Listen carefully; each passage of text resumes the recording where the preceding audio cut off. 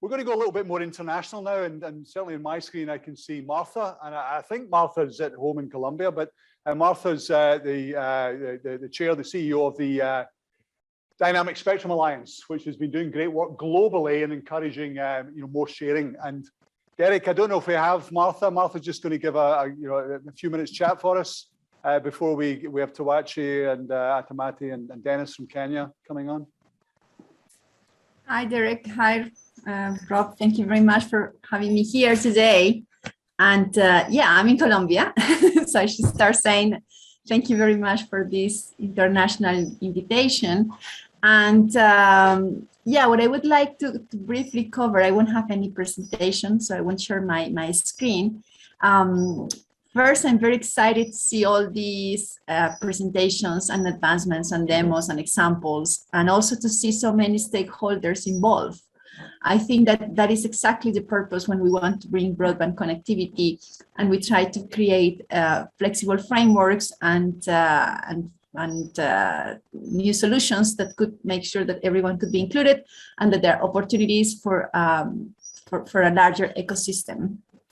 So from the DSA perspective, for those of you that are not aware of our activities, we represent different companies, but also among our members, there are non-for-profits and there are universities, like the University of Strathclyde, that is one of our members.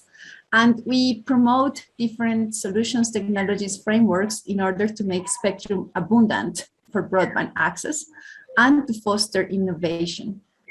So we have been working on different frameworks and understanding also the local context, because not every country has the same opportunities or the same type of needs. So we have been working, when we were initially created, we were more focused on TV white spaces. That was, I would say, the first technology that implemented some time of automated frequency coordination and access mode. And that is a solution intended mainly for connectivity in hard to reach areas.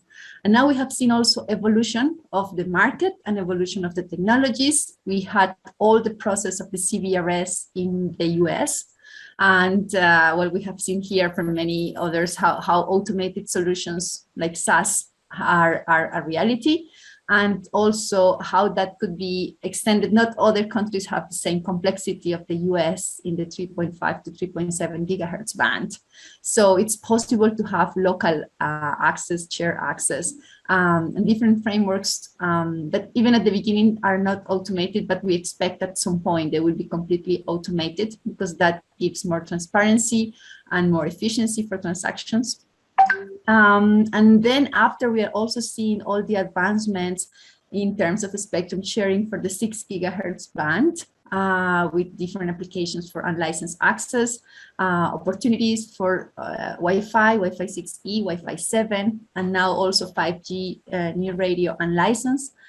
And we have the decision in the UK for the lower part of the band, and also from the European Commission for Europe. And now we are expecting also to see a lot of movement and discussion about the future of the upper part of the band for spectrum sharing.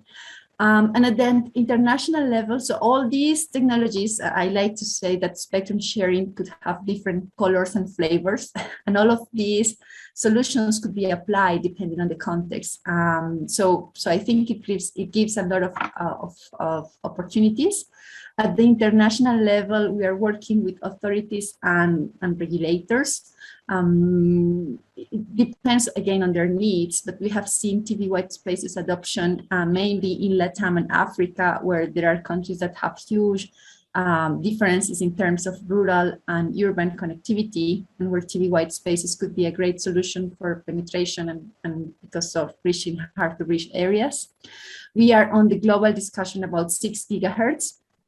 Region 2, that is the Americas. From the ITU, we have now 8 markets that have made final decisions about the entire band. So that means more than 70% of the market of equipment and devices in the Americas. So we are seeing a great trend and many consultations all around the world on the future of the 6 gigahertz band. Recently, we had Malaysia. In 2 days, we will have the deadline for Tunisia. We have had New Zealand, Australia, Mexico, Colombia. So it's really a lot. There is really a lot of activity there. And I would say also we start to see more and more interest on verticals. So for the 3GPP ecosystem, I think that spectrum sharing is becoming an important part of the discussion. So there are interests for profit for companies like verticals, but also for non-for-profit and like community networks that would like to have access to the spectrum so they could deploy their own networks without going through an MNO or a traditional carrier. So we also see a very good combination of technologies. For example, in hard-to-reach areas, you could have a satellite link and then combine it with a 3GPP network or a Wi-Fi solution, depending on the requirements.